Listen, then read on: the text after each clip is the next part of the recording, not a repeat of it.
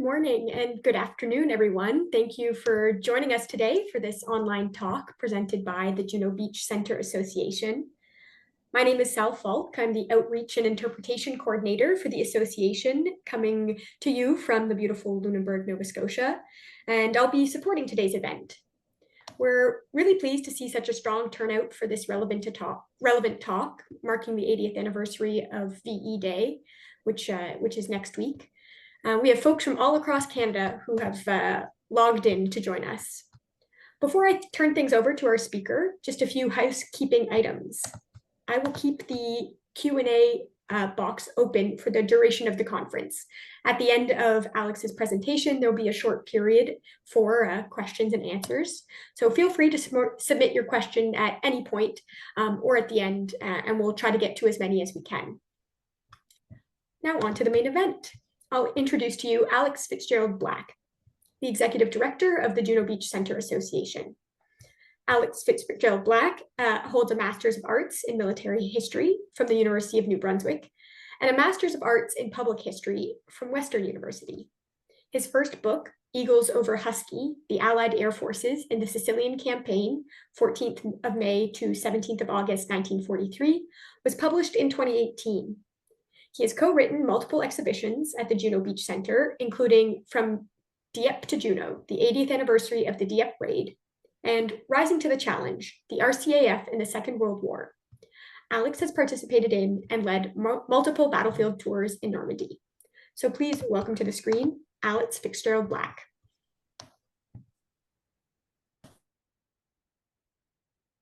Hello, everyone. I'm just going to get my slides up there. My notes ready. There we are. Well, thank you very much for joining us today for our talk on VE Day Re-Explored, Canadian Perspectives on Democratic Legacies. The central questions of this talk are, what contributions did Canada make to victory in May 1945? And what role did the country play in founding the democratic values that have endured for 80 years? I will argue that Canada made outstanding contributions during the war beyond what could have been expected of a small agricultural country of 11 million in 1939 with a small manufacturing base. And that growth experienced by the country in the first half of the 1940s allowed it to step confidently onto the international stage in the post-war.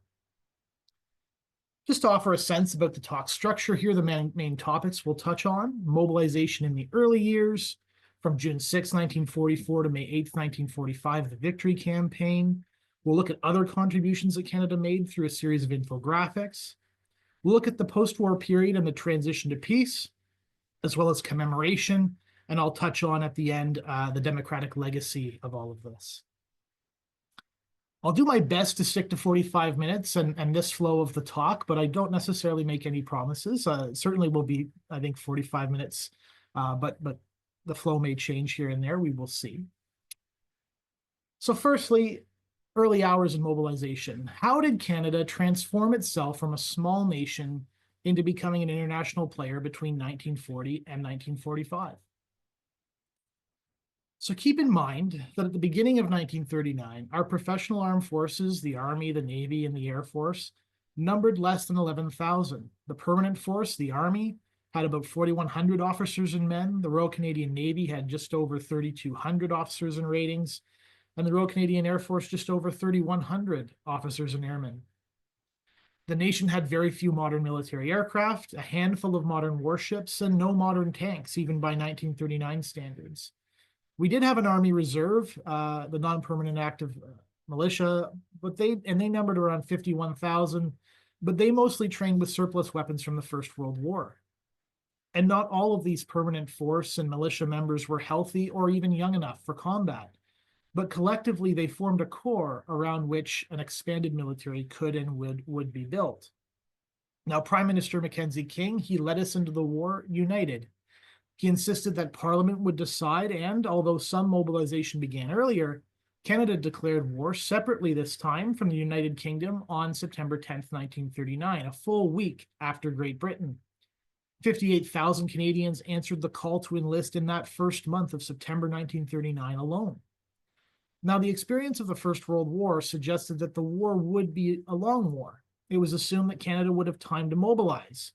But these assumptions were dashed in May and June 1940, when France, with what on paper was one of the most powerful militaries in the world, collapsed rapidly in the face of the German blitzkrieg, combining fast-moving infantry and tank units coordinated by radios and supported by artillery and air power. Suddenly, unlike what had happened a generation earlier, Britain and the English Channel became the front line. And Canada became Britain's lifeblood for food and supplies when it survived its darkest hour and faced Nazi Germany during the Battle of Britain and the London Blitz of 1940 and 41. Of course, the first Canadian troops in Britain, the Army, arrived in December 1939 with the 1st Division under Major General Andrew McNaughton. The Navy and the Merchant Navy were largely put at Britain's disposal. In spring 1940, we rushed 4 of our 7 modern River-class destroyers to British waters to support against the German threat. And the Royal Canadian Air Force sent 2 active squadrons, numbers 1 and 110, later renumbered 401 and 410 in early 1940. And number 1 squadron, of course, took part directly in the Battle of Britain. The RCAF, for its part, at the end of 1939, was also committed to the British Commonwealth Air Training Plan, which I'll discuss in a moment.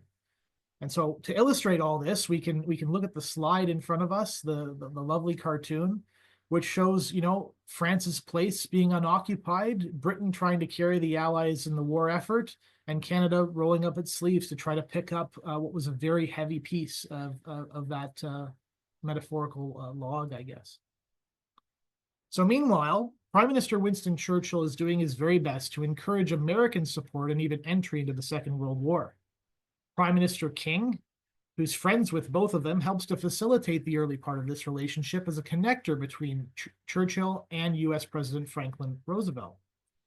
In August 1941, American and British delegations led by these 2 leaders meet in Placentia Bay off the coast of Newfoundland. There they signed the Atlantic Charter, one of the first significant steps toward the post-war world and the foundation of the United Nations.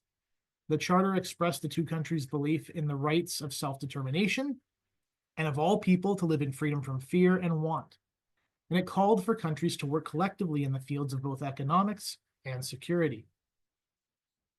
Now, it was another 5 months until Imperial Japan attacked the United States Navy at anchor in Pearl Harbor. Churchill immediately planned a trip to Washington, D.C. to coordinate the war effort with Roosevelt and his generals and admirals. And on Churchill's return to Britain, he stopped in Canada and addressed the Canadian House of Commons, praising Canada's unique position as a connector between the United States and the United Kingdom and its contributions to the war effort so far. He impressed upon Canadians that the dark days of the war will soon be gone, and that recent events in the war and the mobilization of North American manpower and industry allow for, quote, the outraged and subjugated nations to see daylight ahead, end quote. He talked about multiple phases of the war and that the current phase was one of consolidation, combination, and final preparation, which would be followed eventually by liberation. Now, Churchill's next visit to Canada would come in August 1943 at the Quadrant Conference in Quebec City. There he was joined by Roosevelt, with all parties being hosted by Prime Minister King, although at this point, Canada was uninvolved in the grand strategy that was at play.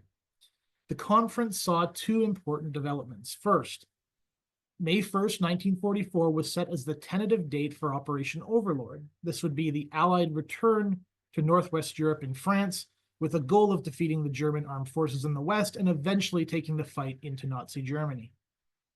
The Quebec Agreement also emerged from the Quadrant Conference, and this was related to atomic bomb development in the Manhattan Project in the US.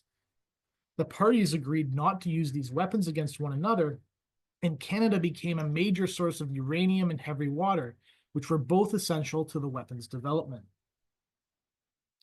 So moving now from mobilization to that liberation phase that Churchill talked about, from D-Day to VE Day, and from the 3rd Canadian Infantry Division to the 1st Canadian Army, covering 11 months of fighting. So Canada played a really important role in the Allied spearhead, both from the sea and from the air. Of course, the 1st Canadian Parachute Battalion played its role magnificently in destroying bridges and helping to secure the eastern flank of the Allied lodgement. The 3rd Canadian Infantry Division, which was supported by the 2nd Canadian Armoured Brigade and many British units and forces, stormed ashore on Juno Beach and, while not achieving all objectives that day, advanced further south than any other force, which secured essential space in the bridgehead and a defensible line to meet enemy counterattacks, which they did receive in subsequent days and see off. D-Day is really a really great entry portal for understanding Canada's total war effort. It's the intersection point of where the Navy, the Army, the Air Force, and Canadian industry and industrial capacity, and even agriculture come into play. Have very heavy casualties that day, of course, second only to the Dieppe raid for Canada during the Second World War. In the beach sector, there were 340 killed, 574 wounded, and 47 captured. And in total, some 381 Canadians lost their lives in operations related to the D-Day landings. The Battle of Normandy that followed exhibited some of the bloodiest fighting of the war, including for Canadians. In just 76 days, over 5,000 Canadians lost their lives, and over twice that number were wounded or captured. The German military, for its part, had lost the Battle of France and a lot of men and equipment, the combat power of nearly 40 divisions. But they would prove to be a resilient foe, as we know. Quick note about Canadian identities, and in this case, French origins. The Canadians who served in the Canadian military represented all backgrounds and all walks of life in Canadian society. French Canadians, for example, who had returned to the land of their ancestors to liberate it and free the French people. And we have this quote from Marcel Ouimet, the Radio Canada war correspondent who was in Normandy and who witnessed firsthand these experiences of the liberated and the liberators coming together under a common language. At the time, of course, Canada was predominantly a European society. The French and Anglo-Canadians were joined by Polish, Ukrainian, Russian, Scandinavian, Italian, and even German Canadians in this effort. And as Churchill said about the United States, but equally applicable to Canada, the New World, with all its power and might, was stepping forth to the rescue and liberation of the Old. Not to be forgotten, Indigenous, Jewish, Chinese, and Black Canadians also took part, even if they did not always receive equal treatment at home. So after Normandy, the Canadian Army advanced rapidly, taking up the left flank of the advance with responsibility to secure ports along the Channel coast to help ease the Allied supply situation at the front. And the front line continued to move closer and closer to the borders of the German Reich, so the supply areas that were established in Normandy were increasingly too far away to facilitate efficient operations. The Battle of the Scheldt, which was fought to open the Belgian port of Antwerp, was the most significant of these battles and cost Canada some 5,000 dead, wounded, and captured between September and early November of 1944. Around this time, it's also notable that 1st Canadian Army became a truly international formation, incorporating at times a Polish Armored Division, a Free Belgian Brigade, British divisions, a Free Dutch Brigade, and even during the Battle of the Scheldt, an American Infantry Division. These forces helped compensate for the fact that an entire corps of the Canadian Army, 2 divisions, and an independent armored brigade were still fighting in Italy until the late winter of 1945. I want to highlight the Battle of the Rhineland in particular that occurred in February and March of 1945. This was part of the final breaking into Germany. Many of the Canadians buried in the Groesbeek Canadian War Cemetery in the Netherlands, where there was a beautiful ceremony just yesterday, actually lost their lives in Germany in this campaign. However, Canadian General Harry Crerar, a First World War veteran, decreed that his soldiers would not be buried in the enemy's homeland. Crerar, who commanded 1st Canadian Army at this time, also commanded, during the Rhineland battles, the largest combat force ever led by a Canadian in our military history. The Canadian Army would then turn its attention to liberating the north and west of the Netherlands as predominantly American, British, and French divisions pushed deeper into Germany. The Canadian Corps in Italy returned to the fold for this final phase of the war. The result is that, although other Allied nations played significant roles in liberating the Dutch, Canadians received outstanding recognition from the Dutch people. Now, some Canadian operations actually became humanitarian ones at this point in the war. The Canadian Army organized Operation Faust, which were a series of truck convoys to bring badly needed food to the Dutch, especially in urban centers where food was scarce after the Germans had cracked down on the population following the early excitement of potential liberation in late summer and early fall 1944. Canadian air crews also participated in Operation Manna, where transport and Bomber Command aircraft dropped food by air to the starving Dutch population. Now, if measured from September 1944 to May 1945, and this is all services, nearly 9,500 Canadians lost their lives in Europe to achieve this victory. Many of these soldiers, sailors, and aircrew are featured in our He Lived Where You Live postcards campaign. You may have seen this program in the news, and you can scan the QR code or visit junobeach.org/postcard if you want to learn more. We sent 1,945 postcards to the addresses from which Canadian servicemen enlisted who later lost their lives in the summer of 1944 through to May of 1945. Postcards were sent to all 10 provinces, including Newfoundland. Our goal is to encourage remembrance about these lives, each unique in its own right, to connect Canadians with local stories from their own communities, and to encourage Canadians to reflect on the freedom and democracy these lives help secure for Canada and for other nations. So getting into some of the other contributions, so far I've covered a fairly narrow but important story concerning the Canadian Army's role in Northwest Europe, but here are some other infographics to shed light on our country's great contributions in many aspects of the war. I mentioned the British Commonwealth Air Training Plan earlier. This was one of Canada's foremost contributions to victory.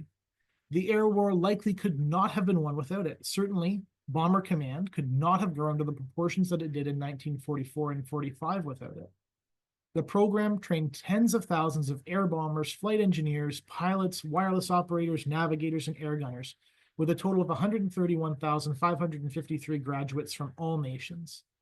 These included almost 73,000 Canadians, 42,000 from the Royal Air Force, 7,600 from the Royal Australian Air Force, and 7,000 from the Royal New Zealand Air Force. There were also several thousand graduates who were Americans, mainly serving within the Royal Canadian Air Force. As many as 8,800 Americans served in the RCAF in aircrew and in ground crew roles during the Second World War. Now, the British Commonwealth Air Training Plan was an incredible investment for Canada, with air training bases being built from coast to coast. It cost $2.2 billion in 1945 or 1940s dollars, of which Canada provided $1.6 billion. And to put that into perspective, in 1939, our gross national product, kind of the size of our economy basically, was just above $5.6 billion. So this was a massive commitment for the Canadian government. And in fact, I believe, if I remember correctly, after the war, the Canadians actually forgave the British debt that was owed on their portion of the bill for the plan. And this infrastructure is still the foundation for many of our airports across the country today. Looking at Bomber Command, the casualty rate, and I mean killed, for Bomber Command crews for the war was some 46%. And I believe the German U-boat service was the only command with a higher casualty rate, fatal casualty rate during the war. Over 10,000 Canadians were killed on operations or in training for Bomber Command. This is almost 2/3 of the total air crew we lost for the entire war. It was Canada's largest overseas Air Force commitment of the war, and ours was the only nation to have an entire bomb group, number 6 group, within Bomber Command, which at its peak included 15 Canadian squadrons. Although strategic bombing did not win the war on its own, it was an essential component to Allied victory. The bombing not only destroyed German infrastructure, but forced German industry to disperse and reduced its efficiency. The Royal Canadian Navy had just a magnificent and outstanding war record. The Royal Canadian Navy vessels escorted about 1 in 2 sailings during the war, over 25,000 merchant ships, and operated 270 ocean-going escorts during the war. These merchant ships delivered nearly 165 million tons of supplies to Britain and facilitated the liberation of Europe. Britain could not have stood, and then we could not have gone back into Europe without these supplies from North America. This contribution was recognized during the war. Rear Admiral Leonard Murray was the only Canadian theater commander of the war. He was Commander-in-Chief Canadian Northwest Atlantic and controlled all sea and air assets over a huge swath of the North Atlantic. One of the largest navies the Royal Canadian Navy grew to become one of the largest navies in the world at the war's end. And among the Allies, they were behind only the US and Britain in 1945. Not to be forgotten, the Merchant Navy of Canada also made a significant sacrifice. 12,000 Canadians served in the Merchant Navy, of whom 1,451 lost their lives on Canadian flag ships, and there were about 60 Canadian registered ships lost during the war. Interestingly, women could also sail, and 8 Canadian women lost their lives in this service. These individuals were not compelled to serve, yet they faced down the danger of the U-boat. And veterans of this organization were only elevated to veteran status in 1992. Tim Cook's recent book, The Good Allies, which I highly recommend, especially given the situation with the US these days, does an outstanding job at explaining how Canada could not neglect its own defense while bringing the fight to Europe and supporting Britain. So to aid Britain, North America had to be fortified, and to do this, we had to work together with our American friends. Our industries had to become entangled and in some ways co-reliant. This was the start of a relationship that has lasted the last 8 decades. We'll see how much longer it lasts. Just some examples of home defense on the east and west coast. So here we've got a newspaper headline, or headlines, I should say, from the SS Caribou tragedy that happened in October 1942. It was a ferry that went between, I think, Sydney, Nova Scotia and Newfoundland, and it was sunk by a German U-boat, and many of those on board succumbed to the frigid waters, unfortunately. The Battle of the St. Lawrence was one of the first battles in many, over a century, I guess, like almost fought, on Canadian soil. We had with America, we actually basically co-occupied Newfoundland to help us lean out over the North Atlantic. The image of the Very Long Range Liberator of number 10 RCAF Squadron at Goose Bay is a good example of that. And of course, we were responsible for so many of the convoy escort duties, not only across the Atlantic, but also locally in the region of the St. Lawrence and just off the East Coast. On the West Coast, Pacific Defense, very interesting stories here that don't get a lot of attention. The Japanese, of course, invaded the Aleutian Islands and set up outposts out there, and the Americans and Canadians coordinated efforts to kick them out. The Royal Canadian Air Force flew fighter planes to attack the Japanese positions, and they got into a couple of dogfights. And the 13th Canadian Infantry Brigade, which is pictured there, some soldiers from that brigade wearing US helmets and webbing, were part of Operation Cottage, which was the landings on Kiska. That event ended without a major combat. The Japanese had withdrawn from the island before Operation Cottage went in. But the Canadians worked closely with the Americans on that effort, and we were actually using American equipment, as you can very well see. So overall, Canada's contribution to the Second World War. These infographics that I've got here, this one and a couple of others coming up, will be available through our website next week for you to download. I just want to summarize Canada's major contributions to victory. So 1.1 million Canadians and Newfoundlanders served in the Second World War. Of those figures, approximately 44,000 lost their lives, with 55,000 physically wounded in some way during the war.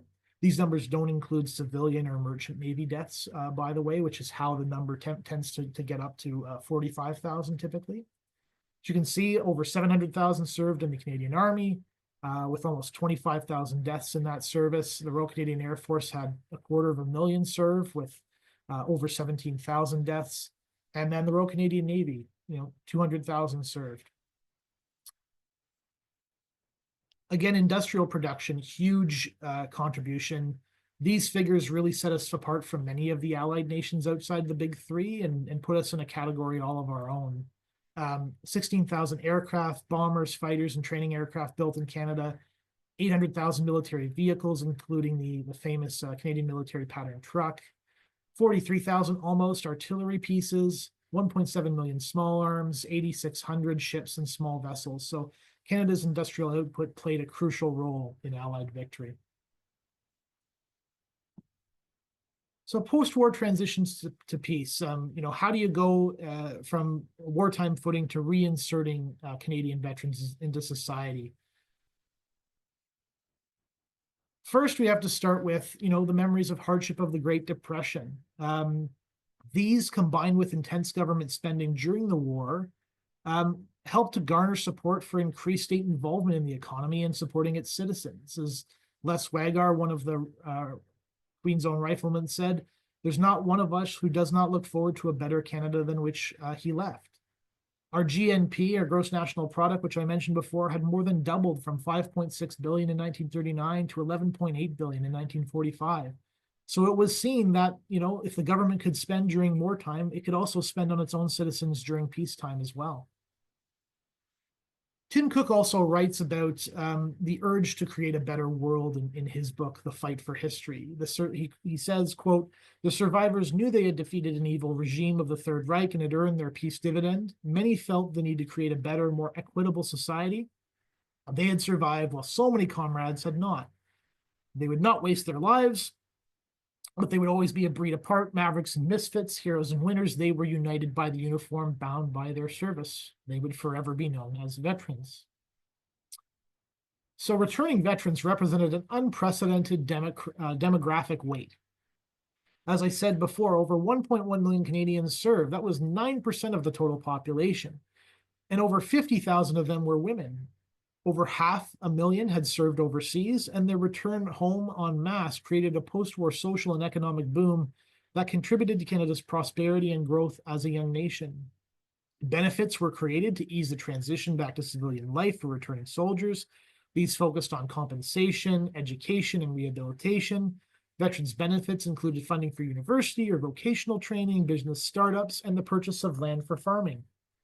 These reforms largely served as the basis for the establishment of the Canadian welfare state programs that benefited civilian society at large, such as pension plans, universal health care, and employment insurance.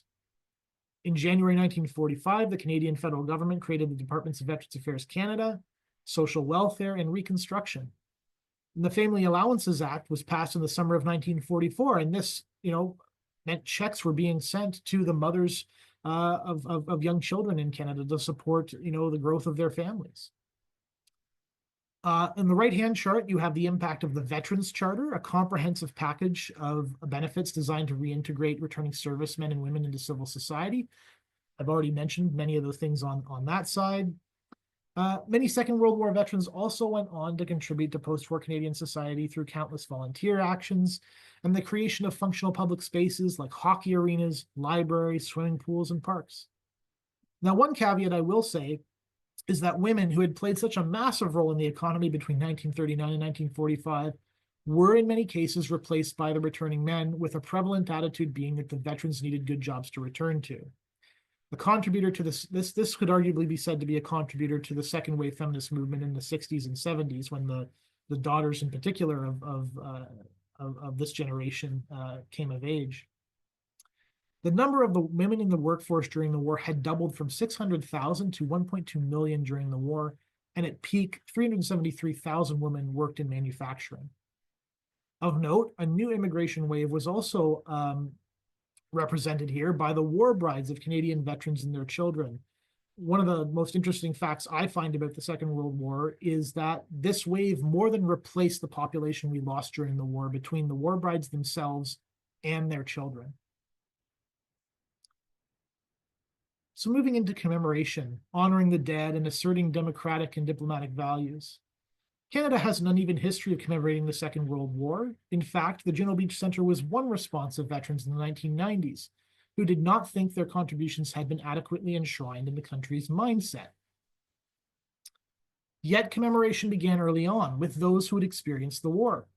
The Canadian Army was still in Europe on the first anniversary of D-Day, and they joined the local population in commemorating that pivotal moment. The mayor of Courseulles-sur-Mer, one of the three main towns fronting Juno Beach, delivered a poignant speech at Benny-sur-Mer Canadian War Cemetery, connecting the sacrifice to a world embracing a democratic future. You can read some of his words on the screen there. Another way the memory was kept alive was in relationships established between French locals who cared for Canadian graves and their loved ones back in Canada. That's what these letters on the right side in the image depict. Canadians shared photos and descriptions of their fallen loved ones, while the French shared photos of graves. Canadians also sent their French contacts money and other supports to help these families rebuild after a terrible war. In 1946, Prime Minister Mackenzie King visited Juno Beach while attending the Paris Peace Conference, which was a conference that was negotiating the details of peace treaties with former Axis allies like Italy, Romania, Hungary, Bulgaria, and Finland. He was very much impressed by the gratitude shown by the French people, and when King visited the graves at Bretteville-sur-Lez Canadian War Cemetery just south of Caen, he found himself speechless. He was so moved by the graves of his countrymen. And it was only on visiting Juno Beach that he came to understand what miracles had been performed for success that day, even though, of course, he was well briefed on everything as Prime Minister of Canada during the war. In the Netherlands, too, special relationships emerged, and these relationships are still strong today. Just look at the coverage of the Liberation Week now taking place in the Netherlands. The liberated and their descendants do not take for granted the peace and freedom that was granted to them by Canadians and the Allied sacrifice in 1944 and 1945. Neither should we. I'll finish today with some of the democratic legacies that the war left us. Some of these were already hinted at above with the Atlantic Charter, for example. So the war hadn't been about preserving the status quo, but about creating the conditions for a new and better world. It wasn't just what the Allies were fighting against, Nazism, or what the war brought to an end, the Holocaust. It was about the world that would emerge in the aftermath of that conflict. So the Second World War was essentially a United Nations victory, although the formal organization wasn't established until October of 1945. Canada was, of course, a founding member of that body, and Canadian legal scholar John Peter Humphrey played a key role in drafting the International Bill of Human Rights. The North Atlantic Treaty Organization, Canada, a founding member of NATO, was one of the first countries to propose the idea of a transatlantic defensive alliance. Working closely with their American and European colleagues, Canadian negotiators helped write the 14 articles of the North Atlantic Treaty. From the beginning, Canada emphasized that NATO needed to be more than just a military pact. It needed to promote political, economic, and cultural bonds between its members. Article 2 specifically is known as the Canadian Article. This article focuses on the development of peaceful and friendly international relations, both by promoting democracy and well-being at home, and avoiding economic conflict and preferring economic collaboration abroad. The notion of the middle power emerged during this time. This is something that our foreign policy very much adopted. This paralleled Canada's wartime contributions. They weren't on the level of the USA, Britain, Russia, or China, but they were certainly in a category above most small countries. So our foreign policy developed this attitude that Canada could play a useful and constructive role on the international stage, punching above our weight to some extent, as we could put it. There's also a growth in nationalism to some extent out of the Second World War that had already started, in the decades before. Even during the Second World War, it's important to note that people born in Canada and naturalized immigrants were considered British subjects. This was until the 1947 Canadian Citizenship Act became the first act of Parliament to specifically formalize the status of Canadian citizenship. The act was a significant expression of Canada's emerging self of national identity, and many Canadians believe that Canada's participation in the Second World War had strengthened its position as a sovereign nation, and there was a growing desire to establish symbols of its independent nationhood. The act wasn't perfect, however. There were flaws. One flaw meant that our war dead from prior to 1947 weren't technically considered to be Canadian citizens. And the war brides and their children that I talked about who immigrated were also technically excluded in some cases. Several reforms of the last 8 decades have corrected these, but not all of the flaws. Some still remain. So the Second World War was undoubtedly our nation's finest hour. And as I said before, it secured a democratic future that would give the country a chance to build a better Canada. Freedom and democracy mean we have the ability to improve our society and correct our failings and shortcomings. The Japanese-Canadian apology is one example of this. Although the war was fought for freedom, Japanese Canadians lost theirs out of fear and racism. During the Second World War, Japanese Canadians were considered enemy aliens at the start of the Japanese offensive in December 1941. Canada began relocating and seizing the property of over 20,000 Japanese Canadians. In 1988, the Canadian government formally apologized and instituted a $300 million compensation package to those affected. But the Second World War was when Canada truly emerged onto the world scene, and when so many of the roots of our modern country took shape. I hope today's presentation has given you a sense of why this is so. A sort of quiet and maybe not so quiet nationalism emerged. World War II fighter ace Stocky Edwards is an excellent example of this. He was our leading ace, Canada's leading ace, during the North African campaign, serving alongside a lot of British forces. He was in the Royal Canadian Air Force, but he served in Royal Air Force units, many of which he led. He served with Brits, Americans, Australians, New Zealanders. And that experience certainly helped him feel some extra pride in the Canadian titles that he wore on his shoulders. By the way, if you want to hear more about Stocky Edwards, check out our Legacy of Honor veteran interview series. His is one of them, and all of them are just outstanding. And these veterans do such a great job of exploring their histories, their backgrounds, and connecting them to, the wider history that is Canada. So I'll wrap up with this quote from Michael Marchenko, who is best known for illustrating many Robert Munsch books. He was a post-war French immigrant to Canada. He was born in 1942 in France, and he had this experience. I was traveling with two friends in Normandy, France, and one day we were having coffee in a cafe in Courseulles-sur-Mer, which had been liberated by the Canadians on June 6, 1944.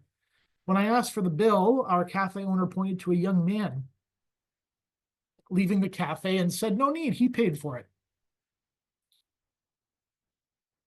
Puzzled, I asked why. He replied, "He saw your Canadian lapel pin." And I was never more proud to be Canadian.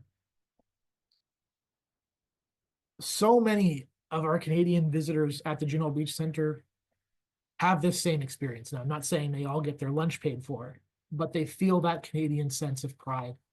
So we hope you will come to visit us in Normandy, make it part of a pilgrimage that includes the Netherlands and Vimy Ridge, and discover places where Canadians made a profound impact on the world stage, especially maybe if you've canceled some US travel plans in recent times and are looking for other options. The last thing I'll share is, in the meantime, I humbly ask that you consider making a tax-deductible donation to the Juno Beach Centre Association. These funds help support programs like this to ensure we always remember the Canadian sacrifice for freedom and democracy 80 years ago. Thank you in advance for your support, and I look forward to taking any questions.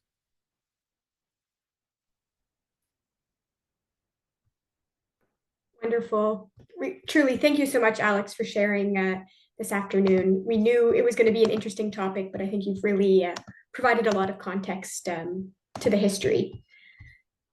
I'll give you a moment to catch your breath and just share with folks that today would not have been possible without the support of some other folks in our organization. So I'd like to thank our Director of Exhibitions, Marie-Ève Vaillancourt, who was instrumental in preparing the contents and doing some of the research for today alongside Alex.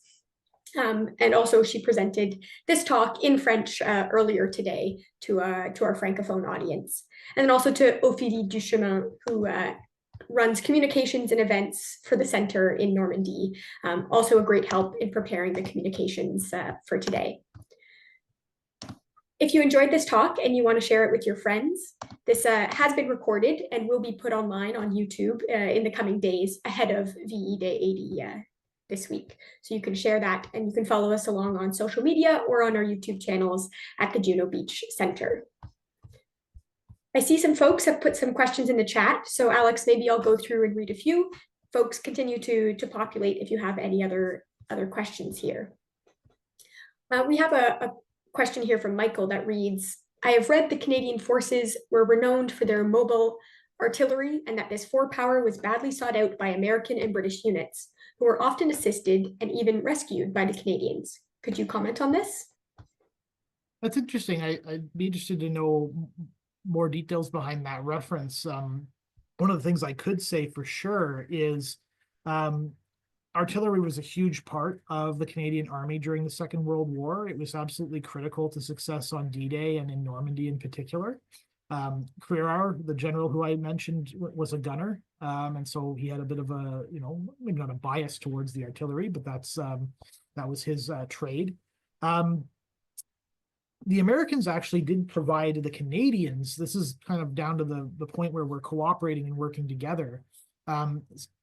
For D-Day, normally a Canadian infantry division has field artillery, like 25-pounders, and they're towed by gun tractors. But for D-Day, they wanted to make sure that the assault forces had self-propelled guns. And so the Americans actually provided what were called M7 Priests, self-propelled guns, to allow basically, once they landed in the landing craft, they could just roll up the beach and get out of there instead of having to like hook up the gun or anything like that. So I'm not quite sure I understand the reference, but there's definitely examples where the Allies work together.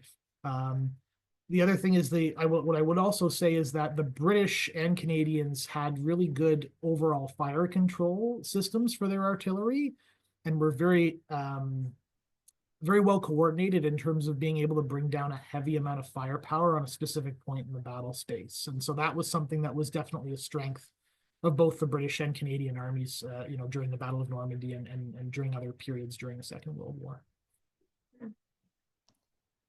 Great, thanks, Alex. You touched on what happens every year in the Netherlands for VE Day and all across Western Europe. Bill asks if you know about any VE Day programs here in Canada. Well, I think there's a lot of local communities doing things, but definitely Veterans Affairs Canada has a lot of activities going on, specifically in Toronto this year. There are several events next week, starting kind of May 6th, the 7th and the 8th in Toronto, which do feature a group of veterans they have. I think the group that they have overseas is a fair bit larger, but they do have maybe 10, maybe slightly less than that, veterans, Second World War veterans, who are gathering for that in particular. So I think Toronto is the centerpiece of at least the Government of Canada's focus on this. There will also be a ceremony, no doubt, in Ottawa on May the 8th as well. We've got a question here from Norma Graham, who we know knows lots about 1st Canadian Parachute Battalion. She's wondering, and maybe I'm not sure if you know the answer to this, Alex, if that number of Canadians killed during the period of Operation Overlord to VE Day includes the men from the 1st Canadian Parachute Battalion, or were they counted in with the British as they served with the 6th Airborne? So to get that number, we pulled the data from the Commonwealth War Graves Commission database, and we simply selected like served in Canadian forces. So it would include the 1st Canadian Parachute Battalion, yes. Great. Another question about equipment and Canada here. I'm, again, not sure if you'll know the answer on this one, but Canadian wireless industry took various British ideas and made them better and developed them and produced them. The Canadian Wireless Set 19 is a typical example of being better than the British version. How was this achieved, and was it a common across most industries? Goodness, I mean, I'm not a technical expert in that way. I don't know if I can quite answer the question, but I really appreciate the comment and the question, because and it's something I didn't get to, when talking about the industrial side of the war for Canada. Research was a huge part of it, and things like radar and radio systems were a big part of that. The National Research Council and a whole bunch of universities across the country got additional funding to help with these projects.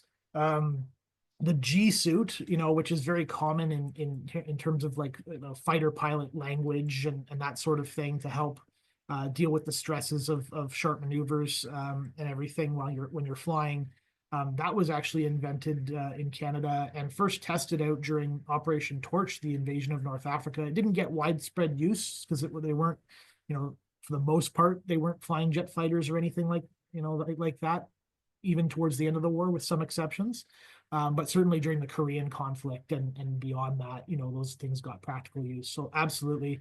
The other side is, and I don't have any stats or figures, but the agricultural side of Canada's farming industry during the Second World War was absolutely critical to supplying various parts of the world with food, including, Great Britain, obviously, to keep them supplied during the war and fed. Great. Thanks, Alex. There's a couple people here too, I see, who've asked about different waves that went into Juno Beach or Canadian regiments in the Second World War. And I just want to direct them to our website. We do have a tab on our junobeach.org website that has Canada in the Second World War, and you can click through there. Specifically, we do have relatively new pages that detail June 6th for all the different regiments who participated, Canadian regiments. So you can click through there and read a bit about that. Our website is a wealth of information on some of those pieces. Gilles asks where a layman could get specific info on actions of Canadian regiments in the Second World War. Alex, would you have other suggestions for some resources? Yeah, so obviously, as you said, our website is great for especially D-Day regiments. We have, a number of those, pretty much all the D-Day regiments now on there with information about what they did. The other website I would recommend is project44.ca.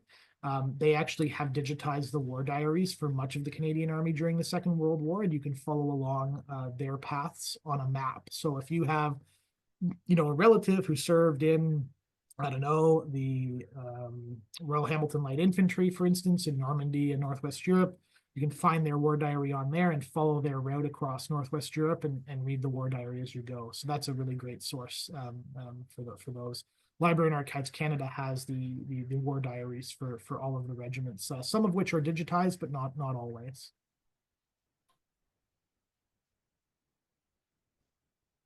Great. I'm looking through here, and I think we have answered for the most part people's broad questions. I appreciate everyone sharing in the chat their appreciation for Alex's presentation.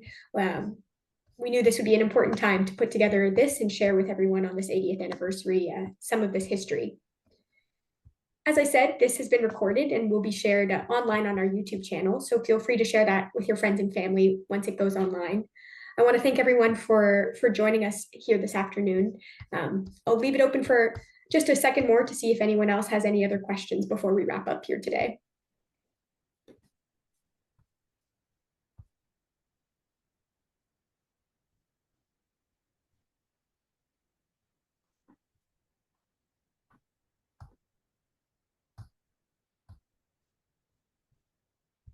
I see Laura Pre has mentioned Terry Kopp. I'm a huge fan and a former student of Terry Kopp. He's an outstanding Canadian military historian. Was so pleased he received the Order of Canada last year. Yeah, I do apologize for maybe being a bit fast in my presentation. I was trying to keep to time and I probably beat myself a little bit. Engineers, why wasn't engineers noted? Yeah, I didn't have time to get into that, but you're right. Royal Canadian Engineers in particular played a huge role in the Second World War, on D-Day, in fact, as well. In Italy in particular, I remember reading a whole bunch of their war diaries when it came to just how to facilitate movement, especially in the Italian campaign, but throughout, the war, establishing bridges, clearing debris, putting up road signs to try to keep, people safe driving around in Jeeps, that sort of thing, clearing minefields. We cannot underestimate the role of the engineers, even though they weren't, they don't get the glory, I suppose, is the way to put it. They're not always put at the front in direct, combat, but they still experience a lot of those same dangers and do really important work to facilitate the success of those battles. Yeah.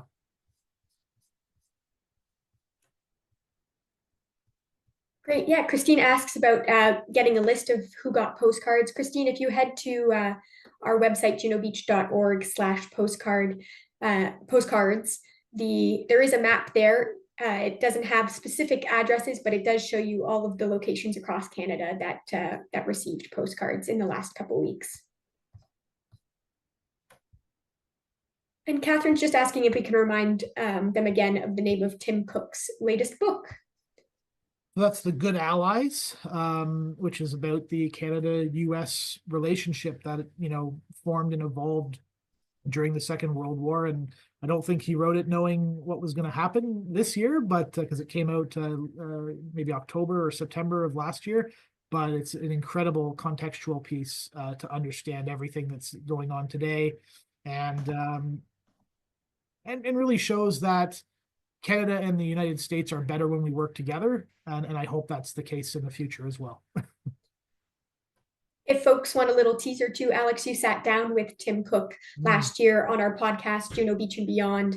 You can find that wherever you listen to podcasts, but they sat down and chatted a little bit more in depth about some of those themes in the book, The Good Allies. Wonderful. Well, thank you again, everyone, for joining us. And on behalf of the Juno Beach Centre and the Juno Beach Centre Association here in Canada, we hope you have a good rest of your day, and we hope to see you on the beach in the future. Thanks, everybody.